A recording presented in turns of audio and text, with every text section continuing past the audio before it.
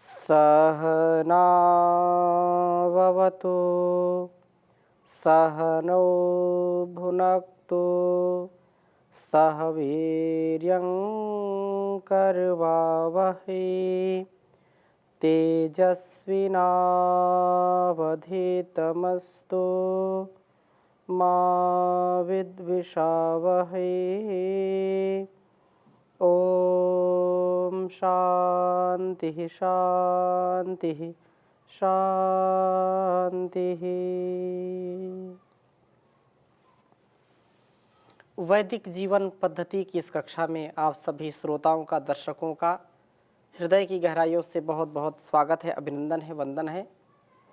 निरंतरता के साथ हम ऋग्वेद का स्वाध्याय कर रहे हैं और यह स्वाध्याय हमारे जीवन और जगत के लिए अतिशय कल्याणकारी है।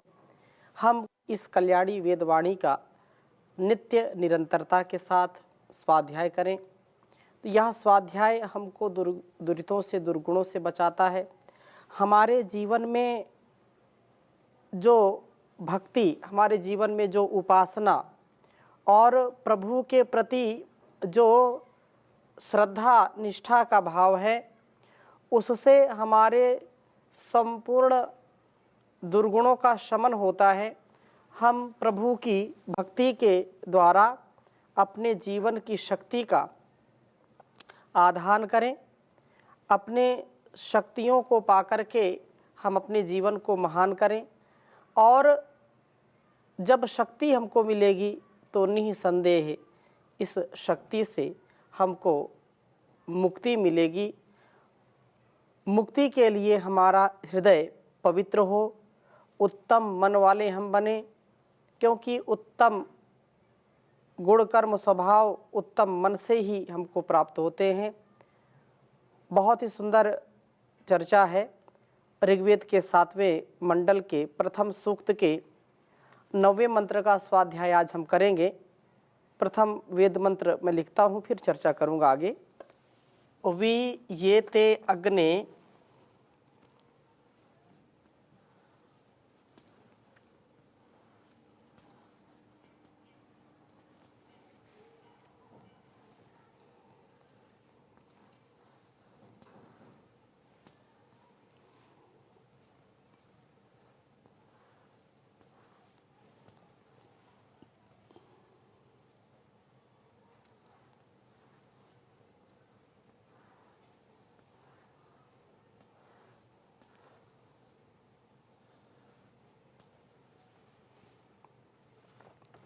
भेजिरे अनीकम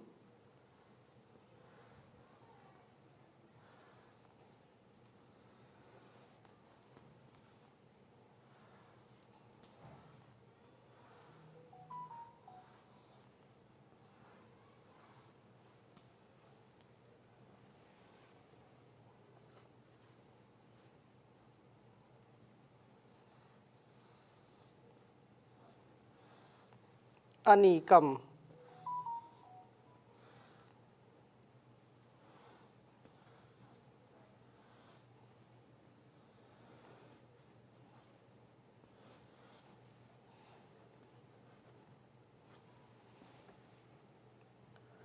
मरता न रहा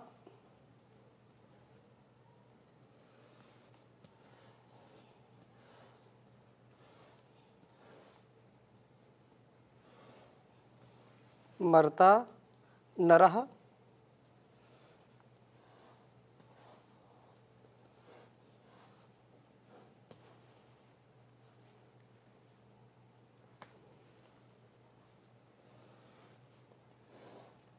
इत्यासः।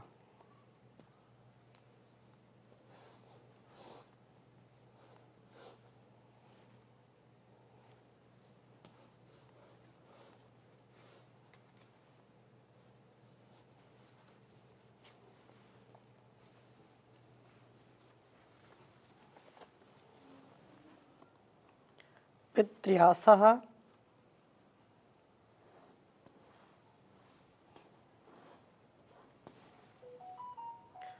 पुरुत्रा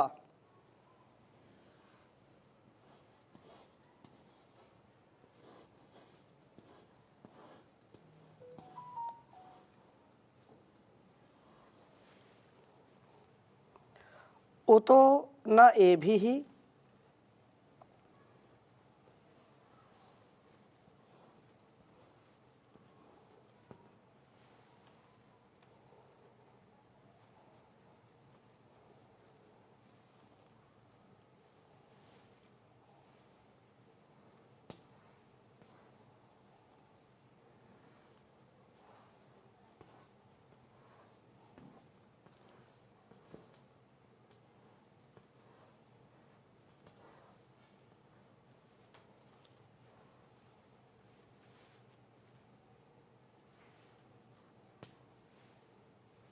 सुमना इह स्याः।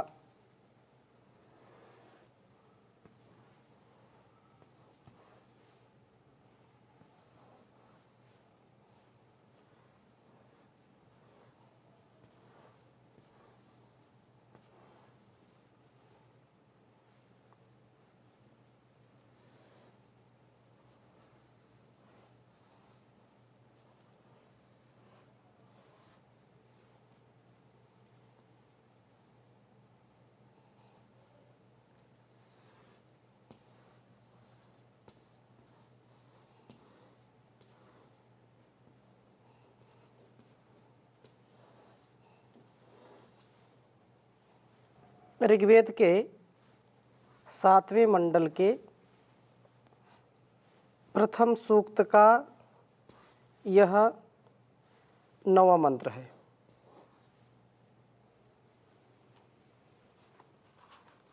ओम अवीयेते अग्ने भेजिरे अनीकं मर्ता नरः पित्र्यासा पुरुत्रा उतो न एभिः सुमना इह स्याः। ओम ये ते अग्ने भेजिरे अनीकं मर्ता नरः पित्र्यासा पुरुत्रा उतो न एभिः सुमना इह स्याः। बहुत ही सुंदर भाव इस वेद मंत्र का है। प्रार्थना की है कि हे अग्नि, हे अग्नि प्रभो, ये मर्ताहा, वेद मंत्र में कहा ये मर्ताहा, अर्थात जो मनुष्य आपके बनते हैं वे पितृयासः, बड़ों के पितरों के अनुकूल चलते हुए, उनके कहने में चलते हुए, नरः मनुष्य अनीकम, बल व तेज को पुरुत्रा शरीर के अंग प्रत्यंग में बहुत प्रदेशों में विभेजिरे विशेष रूप से धारण करते हैं। और उत उ निश्चय से नह हमारे ए भी इन स्तोत्रों के द्वारा यह यहाँ इस जीवन में सुमनाहा उत्तम मन वाले स्याह होइए। आपकी उपासना से हम उत्तम मन वाले बन पाएं। वेद मंत्र का भाव हम सबके लिए अत्यंत कल्याणकारी है। इसको और हम गहराई से समझने का प्रयास करते हैं। संसार में प्रभु की भक्ति करने वाले जो साधक हैं, जो भक्त हैं, जो उपासक हैं, वे साधक, वे उपासक उस परम पिता परमेश्वर की भक्ति करने में अपना गौरव समझते हैं। और ऐसे भक्तजन, ऐसे उपासक साधक सदैव अपने से बड़ों का प्रिय आचरण करते हैं।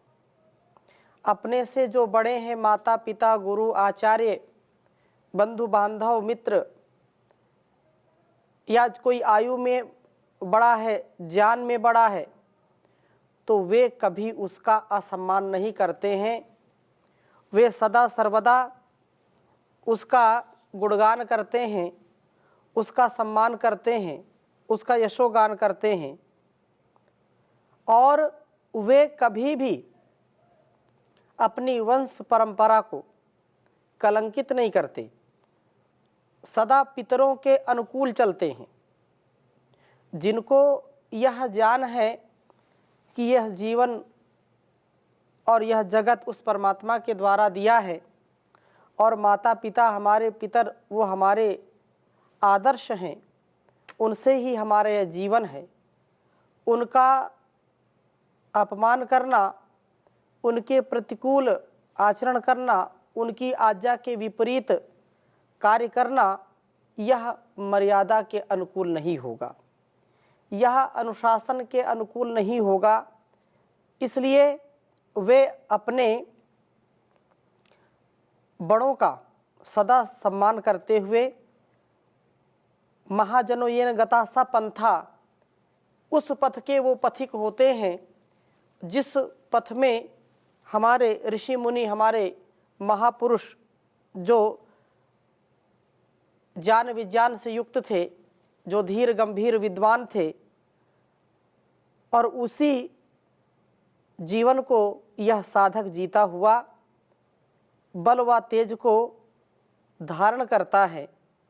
ऐसा साधक जिसका जीवन देदीप्यमान होता है, जिसकी कथनी करनी में कोई अंतर नहीं होता है, जो अपेक्षा उपेक्षा से बचता है, जो संसार के सुख दुख लाभ हानि जय पराजय मान अपमान, चाहे कोई अलंकृत करे, चाहे कोई कलंकित करे, चाहे कोई विभूषित करे, चाहे दूषित करे, वे सदैव एक रस होकर के अपने जीवन को, अपने अंग प्रत्यंग को, अपने संपूर्ण अस्तित्व को सबल बनाते हैं। हर क्षेत्र में वे यशस्वी जीवन जीते हैं और वे विशेष रूप से उस शक्ति को धारण करते हैं।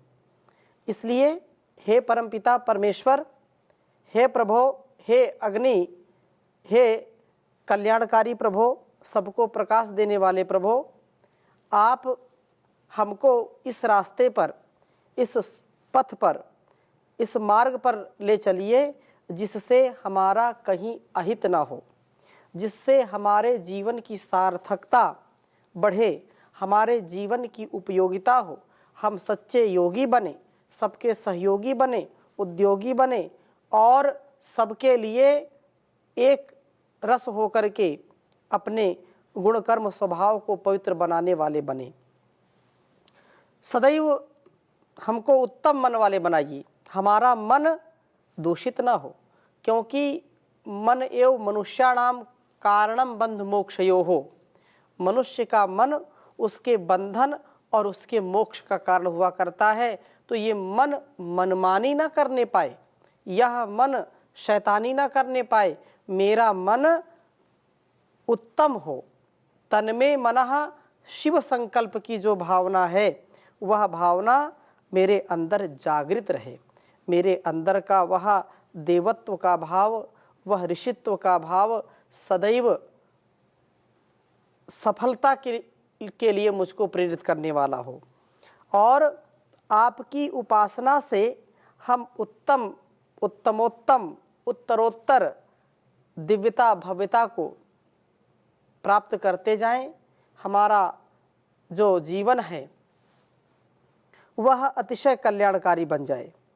प्रभु का उपासक बड़ों का कहना मानता है।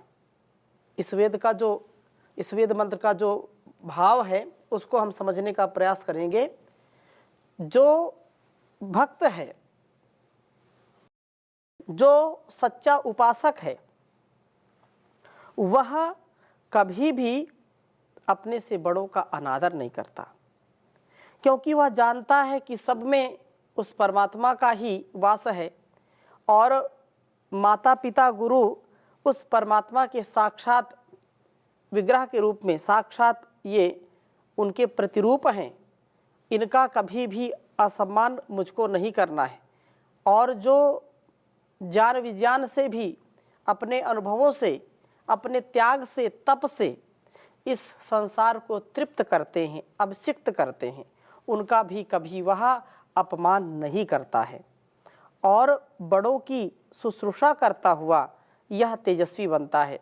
बड़ों का आदर करना, उनकी सेवा सत्कार करना, ये हमारा परम कर्तव्य है। इसलिए अभिवादनशीलस्य नित्यं वृद्धोपसेविनः चत्वारि तस्य वर्धन्ते आयुर्विद्या यशोबलम। वह व्यक्ति, वह संतान, वह शिष्य धन्य है और उसका जो है बल, उसकी बुद्धि, उसकी विद्या, उसका यश, उसकी कीर्ति सदैव विस्तृत होती चली जाती है। वो जो है विस्तार को प्राप्त हो जाती है। यशस्वी जीवन उसका होता है जो सदैव अपने से बड़ों का सम्मान करता है, उनका हाथ जोड़ करके अभिवादन करता है, उनको श्रद्धा पूर्वक उनकी सेवा करता है, उनकी आज्ञा का पालन करता है। वह निसंदेह उत्तमोत्तम जीवन जी पाता है और वह तेजस्वी बन जाता है। पता नहीं कब वह तेजस्वी बन जाता है, उसको भी नहीं पता होता। इसलिए प्रभु का स्तवन करता हुआ उत्तम मन वाले हम बने। उत्तम मन वाला जैसे साधक हो जाता है, हम भी सच्चे साधक बने, प्रभु के उपासक बने, प्रभु की भक्ति करें और प्रभु की भक्ति से हमारा जीवन अत्यंत सुंदर, पवित्र, सफल और सजग हो जाएगा। इसी प्रकार से जो आसुरी प्रवृत्तियां हैं वो नष्ट हो जाएंगी, उनका अभिभव होगा। इसलिए 10वें मंत्र में भी बहुत सुंदर बात कही है। ओम इमे नरो वृत्रहत्येषु शूरा विश्वा अदेवीरभिसन्तु मायाः ये मे धियं पनयन्त प्रशस्ताम। ये कहा कि प्रभु कहते हैं कि जो भी जीव मेरी प्रशस्त धियम जानपूर्वक की गई स्तुति को पनयंत स्तुवंती कुर्वंती उच्चारित करते हैं, इमे नरा, ये नर वास्तव में संग्रामों में शत्रुओं के बीच घिर जाने पर भी यह उसको पराजित करने वाले होते हैं। आसुरी प्रवृत्तियों को, माया को, छल छिद्र को, छल कपट को, संसार के पाप को अभिभूत कर लेते हैं। वस्तुतः प्रभु का स्तवन से ही, प्रभु के तेज से हम तेजस्वी बन पाते हैं और हम सब आसुर भावों को, अंदर से जो हमारे आसुरी भाव होते हैं उनका भी शमन हम करते हैं और बाहर का जो संग्राम है, क्योंकि सारा संसार संग्राम के रूप में है, हम इसमें विजयी बनते हैं। हर पल हर क्षण अपने को सजग बना करके आसुरी भावों से और बाहर के असुरों से हम बचें। इसलिए प्रभु की प्रार्थना हम करें, प्रभु का स्तवन करते हुए अध्यात्म संग्राम में विजयी बने और आसुर भावों को हम त्याग दें, हम प्रभु की दया के पात्र बने। इसलिए बहुत सुंदर प्रार्थना कही है। दयामय देव सुखदाता पिता तू ही हमारा है, तुझे प्रभु छोड़ कर जग में नहीं कोई सहारा है। दयामय देव सुखदाता पिता तू ही हमारा है, तुझे प्रभु छोड़ कर जग में नहीं कोई सहारा है। कृपा करके कृपा सागर हृदय में तू हमारे आ, प्रकाशक पाप नाशक तू ही सबका सहारा है। दयामय देव सुखदाता पिता तू ही हमारा है। अविद्या क्लेश बंधन का पिता तू काटने हारा, अविद्या क्लेश बंधन का पिता तू काटने हारा। हमारे पर दया कर दे, तुम्ही ने विश्वधारा है। दयामय देव सुखदाता पिता तू ही हमारा है। न हमको चाह है यश की, नहीं है कामना धन की। तुझे बस चाहते हैं हम, न तेरे बिन गुजारा है। दयामय देव सुखदाता, पिता तू ही हमारा है। तुझे प्रभु छोड़ कर जग में, कोई और दूसरा न सहारा है। दया का सिंधु होकर भी, न दोगे गर शरण हमको। दया का सिंधु होकर भी, न दोगे गर शरण हमको। तो जाएंगे कहाँ भगवन, तू ही बस हम सहारा है। दयामय देव सुखदाता, पिता तू ही हमारा है। दयामय देव सुखदाता, पिता तू ही हमारा है। तुझे प्रभु छोड़ कर जग में, नहीं कोई हमारा है। तो प्रभु की शरणागति, प्रभु का ध्यान, प्रभु की कृपा हम हर पल उठते बैठते सोते जागते अनुभव करें, क्योंकि उसी का दिया हुआ यह जीवन और उसी का बनाया हुआ यह सारा जग, सारा संसार, वही सब जगह ओतप्रोत है। तो अपने वासनाओं पर हम नियंत्रण रखने और प्रभु की भक्ति के साथ प्रभु की आज्ञा के अनुसार जीवन को जीने वाले बने। हम प्रभु के सच्चे उपासक बने और हमारा यह कर्तव्य है कि हम दूसरे के ऊपर बोझ ना बने, बोधपूर्वक जीवन को जीने वाले हों। इसलिए 11वें मंत्र में कहा कि माँ शूने अग्ने निषादाम नृणाम मासे शशो वीरता परित्वा, प्रजावतीषु दुर्यासु दुर्या। अर्थात हे अग्ने, हे परमात्मन, आपको चरंतः परिचरंतः उपासित करते हुए हम नृणाम अन्य मनुष्यों के घरों में ही मत बैठे रहें। अर्थात हम दूसरों की सहायता करने वाले बने, दूसरों के हम सहारे बने, ना कि हम दूसरों पर आश्रित रहें। दूसरों के सहारे हम ना रहें, हम दूसरों के सहारे बने। हम हाथ पर हाथ धर करके बैठ करके दूसरों की कृपा के पात्र ना बने, दूसरों पर हम बोझ ना बने, बोध के साथ जीवन को जिएं।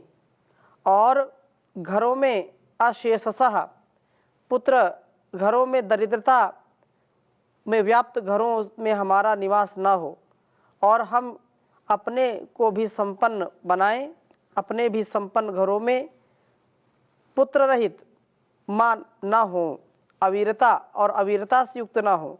ये दुर्या हमारे घरों के रक्षक प्रभो, आपकी उपासना करते हुए हम प्रजावतीषु दुर्यासु उत्तम संतानों वाले घरों में निवास करें। हम प्रभु के उपासक बने और दूसरों की रक्षा, दूसरों की सुरक्षा करने वाले बने, दूसरों के ऊपर बोझ ना बने। हम अपने घरों में दरिद्र ना रहें, पुरुषार्थ करके धनाढ्य बने, धन से युक्त बने, दरिद्रता से रहित बने, उत्तम संतानों वाले बने, वीरता धीरता गंभीरता से युक्त होकर के निवास करें। तो इन्हीं शुभ भावों के साथ आज की कक्षा को यहीं पर विराम देंगे। शेष चर्चा अगली कक्षा में करेंगे। ओम शांति शांति शांति।